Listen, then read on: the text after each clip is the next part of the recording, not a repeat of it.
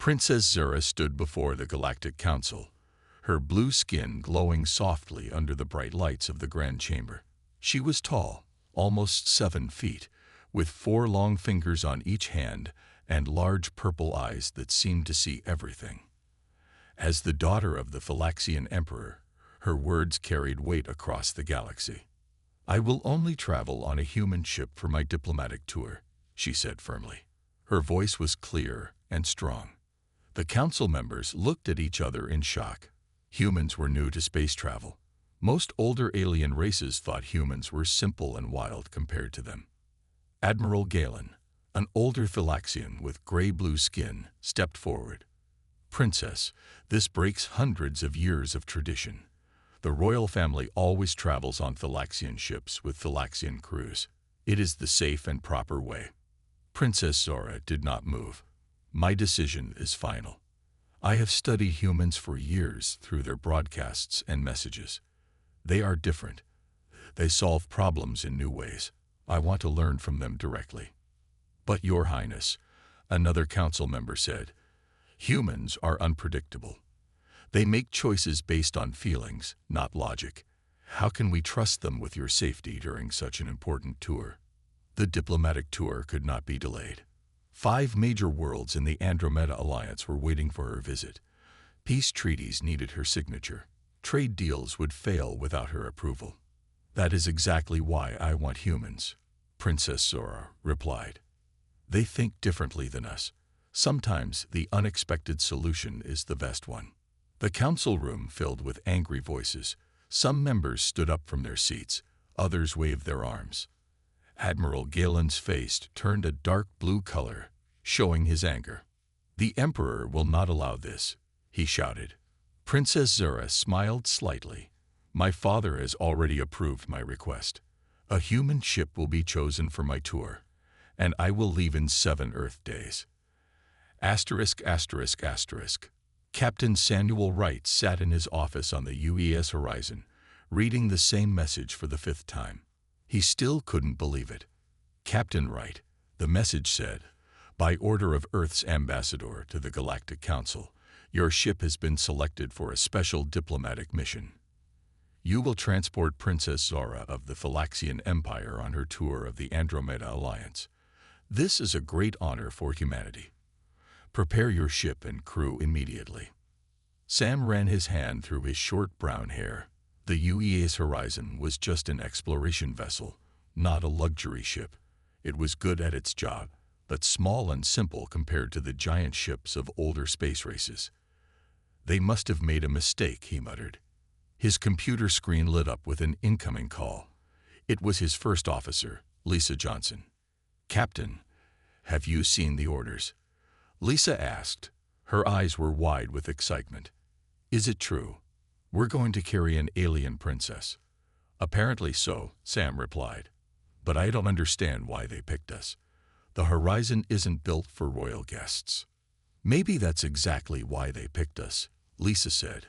"Word is that the princess specifically asked for a human ship. Not just any human ship, but one that shows what humans are really like." Sam stood up and looked out his small window at the stars. "Well, we better start getting ready. Call a meeting with all department heads in 1 hour. We have a lot of work to do." "Yes, sir." Lisa smiled. "This could be the most important mission of our lives." As Lisa's face disappeared from the screen, Sam wondered what would happen when Princess Zura came aboard. Humans and Phylaxians had very different ways of doing things. The princess would find life on a human ship strange and uncomfortable. But maybe that was what she wanted. Maybe, for some reason, this alien princess needed something that only humans could give her. Sam just hoped he wouldn't start an interstellar incident before they even left Earth orbit. The UES Horizon approached the massive Phylaxian Royal Spaceport. The human ship looked tiny next to the giant alien vessels that sparkled like jewels in the darkness of space. Captain Sam Wright stood on the bridge, his uniform freshly pressed, but his nerves on edge. Beside him were his most trusted crew members. First Officer Lisa Johnson, a smart woman with short black hair, Engineer Alan Parker, who could fix anything that broke, Medical Officer Danielle Clark, calm and kind with steady hands. Security Chief Kevin Martinez, strong and alert. And Communications Specialist Grace Miller, who had studied alien languages for years.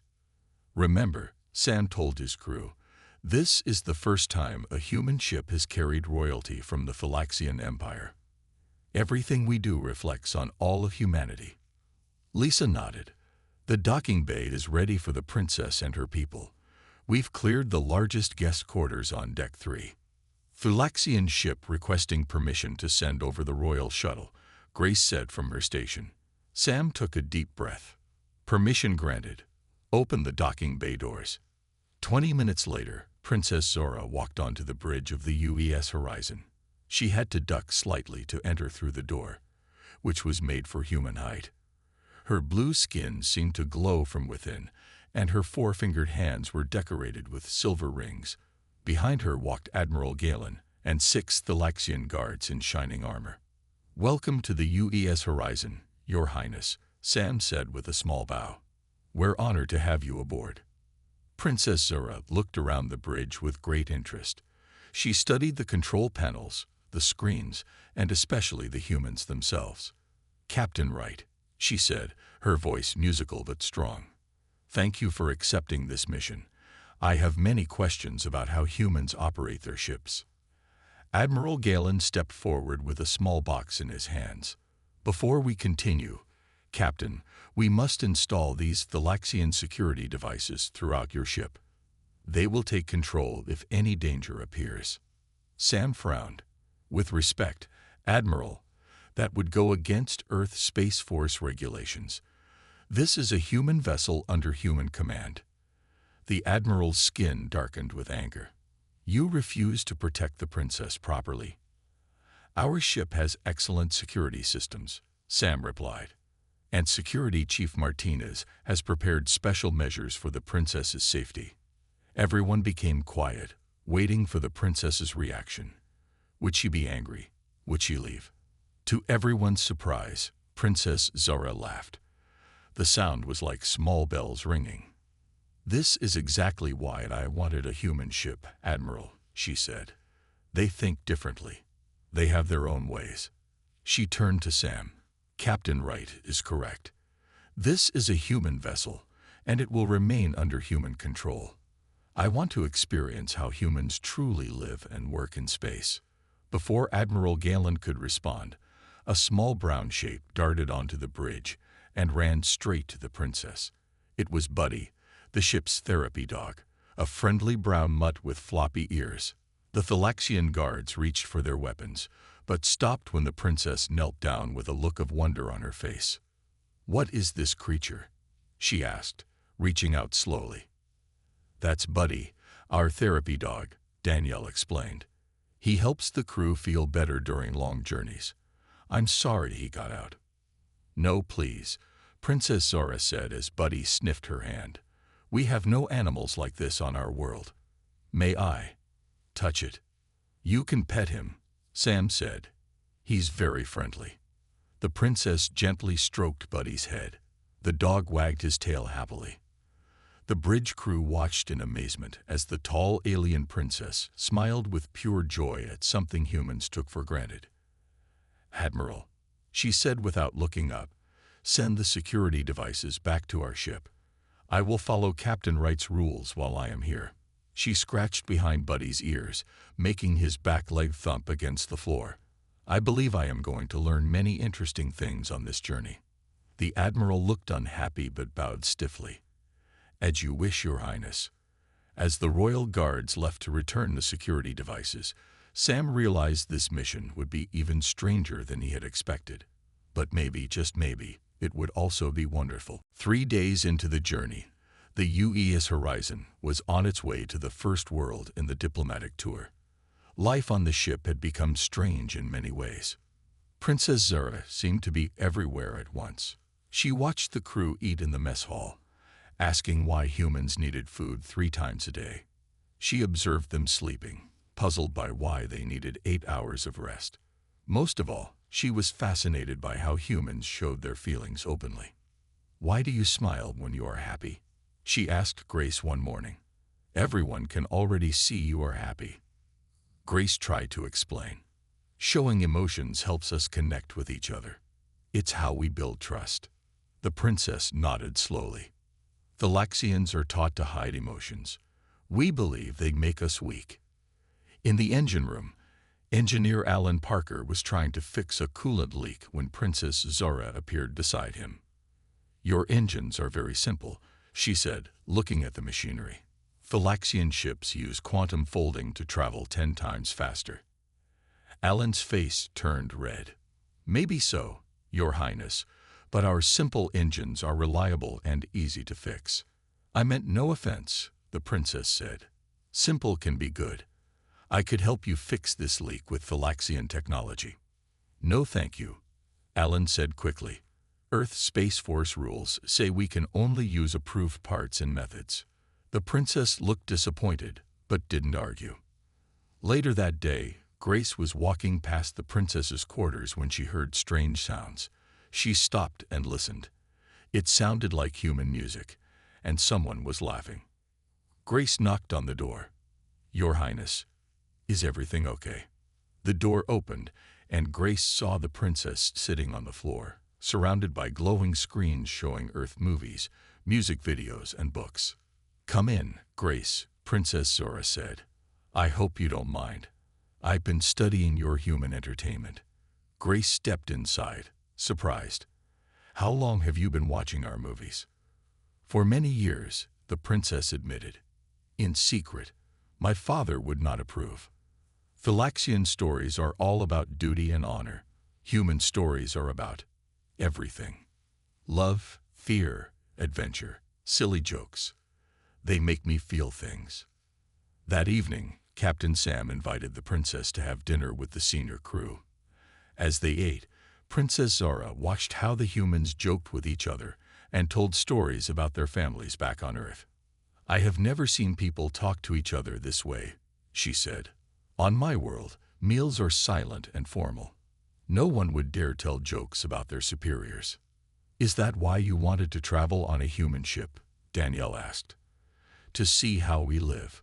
The princess put down her fork. "I should explain something about my people. For 1,000 years, Thalaxians have followed the path of pure thought. We value order, logic, and control. Emotions are seen as primitive and dangerous." "That sounds difficult," Sam said carefully. "It is our way," the princess replied. "But I have always wondered if we lost something important when we turned away from emotions. When I watch humans, I see that you feel deeply, yet you still build great things. You argue, yet you still work together. It makes no sense to us." Kevin smiled. "Humans don't always make sense, even to ourselves. That is why I am here," Princess Zora said. "To understand the thing that makes humans special. The thing that makes you solve problems in ways no other species would think of." The crew looked at each other, not sure what to say. They had never thought of themselves as special. "And have you found it yet?" Sam asked. "This special human quality?" Princess Zora looked around the table at each of them. "I am beginning to. But I think I need to see humans face a real challenge to truly understand." She did not know how soon that challenge would come. 5 days into the journey, Captain Sam was on the bridge when a message came through. Grace's face turned serious as she listened to her headset. "Captain, we're receiving a distress call," she said. "It's coming from the mining colony on asteroid XB7. They say they're under attack." Sam frowned. The asteroid belt was near their current position, but stopping would delay their diplomatic schedule. He looked at the star map on the main screen. "How far away are they?" he asked. "About 3 hours at top speed," Lisa answered. "But sir, the diplomatic tour." Before Sam could reply, Princess Zora walked onto the bridge with Admiral Galen close behind her. "What is happening, Captain?" the princess asked. Sam explained about the distress call. "We're considering our options, Your Highness. Responding would delay your tour schedule." "Then we must not stop," Admiral Galen said firmly. "The princess has important meetings waiting." Send a message to Earth authorities to handle this problem. Sam looked uncomfortable. By the time another ship reaches them, it might be too late. Princess Zara stepped forward, her purple eyes focused on the star map. Captain Wright, what would you normally do if you received such a call? We would respond, Sam said without hesitation. Earth Space Force never ignores a distress call if we can help. The princess nodded.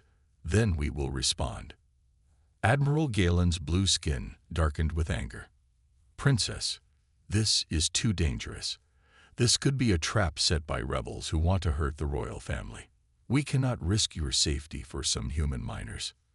I did not choose a human ship to avoid human ways, Princess Zora said calmly. I want to see how humans handle a crisis. We will go. 3 hours later, the UES Horizon approached the asteroid belt carefully. Through the main view screen, they could see flashes of light coming from the largest asteroid. Scanning the area, Lisa reported. There's a small mining colony with about 50 people. They're being attacked by. That can't be right. What is it? Sam asked. The attackers are using military-grade weapons, much more powerful than normal pirates should have. Security Chief Kevin stepped closer to the screen. Those are stolen Centauri weapons. Very dangerous. Our shields weren't designed to handle that kind of firepower. Admiral Galen looked at Princess Zora. You see, this is too dangerous. We must leave immediately. The princess ignored him. Captain, what is your plan? Sam thought for a moment. We're outgunned, but maybe we don't need to outshoot them. He turned to Kevin. How many shuttlecraft do we have ready? 3, sir. Good. Here's what we'll do. We'll send 2 shuttles to look like they're evacuating the miners. That should draw the pirates' attention. Meanwhile, the Horizon will come in from behind, using the asteroid field as cover. Kevin smiled as he understood the plan. And while they're focused on the shuttles, we hit them from an unexpected direction. Exactly, Sam said. We don't need to destroy them, just disable their engines so they can't escape until help arrives. As the crew hurried to prepare for the rescue mission, Princess Zora watched with great interest. She saw how quickly the humans made decisions, how they worked together without argument, and how they were willing to risk themselves to help strangers. This is not how Thalaxians would handle this situation, she said quietly to Sam. We would calculate the exact cost and benefit of each action. We would not risk a royal ship for common miners. Sam looked at her seriously. Every life matters to us, Your Highness. That's the human way. For the first time, the princess seemed truly impressed. Show me this human way, Captain Wright. I wish to see it in action. Captain Sam's plan worked better than expected. While the pirate ship chased the 2 shuttles around the largest asteroid, the UES Horizon moved silently through the dust and rocks. The human ship came up behind the pirates and fired a perfect shot at their engine section. The pirate ship lost power and drifted in space. The miners were saved, and the crew of the Horizon celebrated their victory. That was amazing, Grace said as they gathered on the bridge. They never saw us coming. Princess Zora watched the humans congratulate each other with smiles, handshakes, and pats on the back. She seemed fascinated by their open display of happiness. But their celebration didn't last long. A warning light flashed on Lisa's control panel. Captain, we have a problem, she said. 3 small ships just launched from the pirate vessel. They're heading straight for us. Boarding parties, Kevin said grimly. They're trying to take over our ship. Admiral Galen stepped forward. This is exactly what I feared. Now the princess is in danger because of your foolish human heroics. We'll handle it, Sam said firmly. Kevin, get security teams to all entry points. Danielle, prepare the medical bay for possible injuries. As the crew rushed to their stations, Princess Zered turned to Sam. Let me help. I want to be useful. Your Highness, you should go to your quarters where it's safe, Sam replied. No, she insisted. I chose a human ship to learn human ways. I will not hide. Before Sam could argue further, the ship shook violently. The pirates had attached to the hull and were cutting their way in. We have a breach on Deck 3, Kevin reported over the comm system. Security team responding. Sam looked at the princess, then nodded. Stay with Danielle in the medical bay. You can help with the wounded. For the next hour, the crew of the Horizon fought to protect their ship. The pirates were well armed but not well trained. The human security teams worked together with clever tactics rather than brute force. In the medical bay, Princess Zora helped Danielle treat injured crew members. To everyone's surprise, the princess showed a special talent. When she touched the wounded humans, they calmed down immediately. Their pain seemed to lessen. How are you doing that? Danielle asked as she watched the princess soothe a badly injured engineer. It is nothing, Princess Zora said quickly. Just a simple Thalaxian technique. But Danielle noticed something strange. The princess's blue skin darkened slightly wherever she touched an injured human, almost as if she was taking some of their pain into herself. Finally, the last pirates were captured.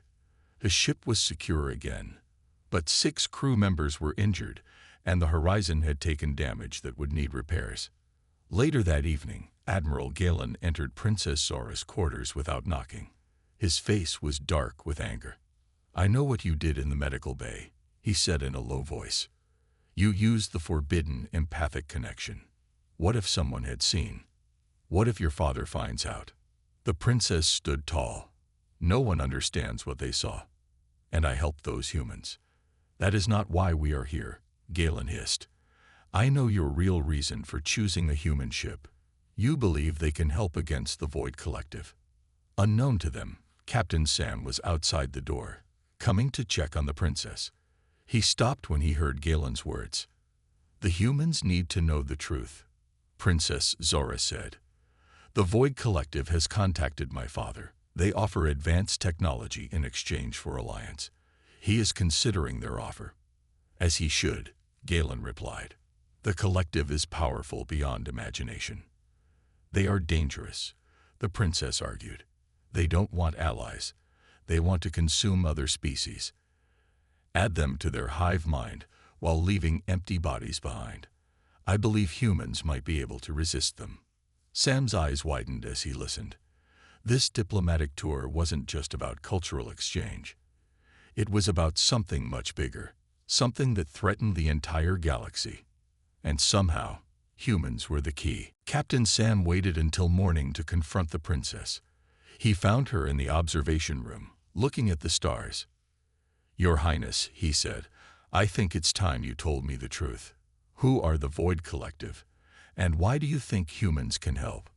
Princess Zora turned to him, not surprised by his question. You were listening last night. I was coming to check on you after the attack, Sam admitted. But yes, I heard enough. You're not just on a diplomatic tour, are you? The princess sighed. No, Captain Wright. I am searching for allies against a threat most of my people refuse to see. Before she could explain more, the ship's alarm sounded. Sam rushed to the bridge with Princess Zora close behind him. What's happening? He asked as he entered. Lisa pointed to the main screen. Something just appeared near us, sir. It's huge, but our sensors can barely see it. It's like it's absorbing the light around it. On the screen was a strange shape. It looked like a giant black cube, but its edges seemed to bend in impossible ways. Just looking at it made Sam's eyes hurt. Admiral Galen burst onto the bridge, his face pale blue with fear. No, no, no. This can't be happening. They promised to stay away during negotiations. The Void Collective, Princess Zora said quietly. They're here. Suddenly, all the screens on the bridge went dark. The ship's engine shut down. Only the emergency lights still worked. We've lost all systems, Alan reported from engineering. Something is draining our power. They're scanning us, the princess explained. The Void Collective studies other species before it. Takes them. Grace asked, her voice shaking. They absorb the minds of other species into their collective, Princess Zora said. They leave the bodies alive but empty, just shells that follow orders. They've done this to 3 species already, and your father is considering an alliance with them. Sam asked in disbelief. He believes we can control the relationship, she replied. I know we cannot. That's why I needed to find a species that might resist them. Humans are different. You think in unexpected ways. Your emotions make you unpredictable. The ship shook as something attached to their hull. Strange symbols appeared on the screens, shifting and changing in patterns that made no sense. They're trying to communicate, Grace said, but our computers can't understand their language. Admiral Galen was panicking. We must surrender. It's our only chance. No, Lisa said suddenly. I have an idea. If they're trying to understand us through our computers, maybe we can overload them with information they can't process. What do you mean? Sam asked. Human emotions, sir. The princess said they study species first. What if we flood our communication channels with the most emotional human content we have? Music, poetry, personal messages, things full of feelings they might not understand. Princess Zora's eyes widened. It could work. The collected values order and logic. Chaotic human emotions might confuse their systems. Sam nodded. Grace, open all channels. Everyone, send everything emotional you can think of. Love songs, sad poems, funny videos, personal messages home. As the crew worked frantically, Princess Zora closed her eyes and placed her hands on the main console. What are you doing? Sam asked. Adding my own emotions to your broadcast, she said. All the feelings the Laxians are taught to hide. My people have suppressed emotions for centuries, but they are still inside us. The screens flickered with thousands of images. Earth sunsets, children laughing, couples kissing, people crying at funerals, crowds cheering at sports games. The ship vibrated as if something was trying to pull away. Then, as suddenly as it had appeared, the void ship released its hold and moved back. A single message appeared on the main screen. In DTTCTE. Further study required. The black cube folded in on itself and vanished. The bridge was silent for a long moment. Then everyone started talking at once. It worked, Lisa said in amazement. But they'll be back, Princess Zora warned. This was only their first encounter with humans. Now they know you're different. They'll want to know why. 2 days later, the UES Horizon limped into the Alliance starbase for repairs. News of their encounter with the Void Collective had already spread. Ships from many different alien races were waiting for them. Look at that, Lisa said as they approached the station. There must be 20 different species here. Captain Sam nodded. They all want to know how a small human ship drove away something that scares the oldest races in the galaxy. As they docked, Sam was surprised to see a large Thalaxian royal ship already at the station. Its shining blue hull made the horizon look small and plain. My father, Princess Zora said quietly. He has come himself. The emperor of the Thalaxian Empire was even taller than his daughter. His skin was deep blue, and he wore a crown of silver metal that seemed to float above his head. He waited in the main hall of the station with leaders from 5 other major alien races. As Princess Zora entered with the human crew, the Emperor's face showed both relief and anger. Daughter, he said in a deep voice, you have caused much trouble and worry. Father, she replied with a small bow. I have found something important, something that might save us all. The Emperor looked at the humans with doubt in his eyes. These simple creatures, what can they offer against the power of the Void Collective? Captain Sam stepped forward. With respect, Your Majesty, we drove away a void ship 2 days ago. A murmur ran through the gathered aliens. The Emperor looked surprised. Is this true? He asked Admiral Galen. The Admiral nodded reluctantly. Yes, Your Majesty. The humans used emotions. They broadcast their feelings, and the princess added her own empathic energy. The void ship retreated. The Emperor's eyes widened. You used the forbidden empathic abilities. In front of aliens. I did what was necessary, Princess Zara said. Father, the collective doesn't want an alliance with us. They want to consume us. But they cannot understand human emotions. They found the patterns incompatible with their systems. For hours, the humans explained what had happened. Engineer Allen showed the alien scientists how they had broadcast emotions through the ship's systems. Communications specialist Grace shared the human stories and music that had confused the void ship. Medical officer Danielle described how the princess had shown empathic abilities when healing injured crew members. Finally, the Emperor raised his hand for silence. For 1,000 years, he said, Thalaxians have followed the path of pure thought. We turned away from emotions because we believed they made us weak. He looked at his daughter. Perhaps we were wrong. He turned to Captain Sam. Captain Wright, your small ship and creative thinking have given us hope against an enemy we thought unbeatable. I propose a new alliance, not just between humans and Thalaxians, but among all races who wish to stand against the Void Collective. Princess Zara stepped forward. Father, I wish to remain with the humans as your ambassador. I can learn more from them and help develop ways to fight the collective. The Emperor thought for a long moment, then nodded. So be it. The UES Horizon will lead a new fleet of ships from all our worlds. Together, we will prepare for the return of the Void. 1 month later, the UES Horizon led a fleet of 20 ships from 10 different worlds. Their mission? To explore the edge of the galaxy and learn more about the Void Collective. Captain Sam stood on his bridge, still amazed by how much had changed. Ready for departure, Captain, Lisa reported.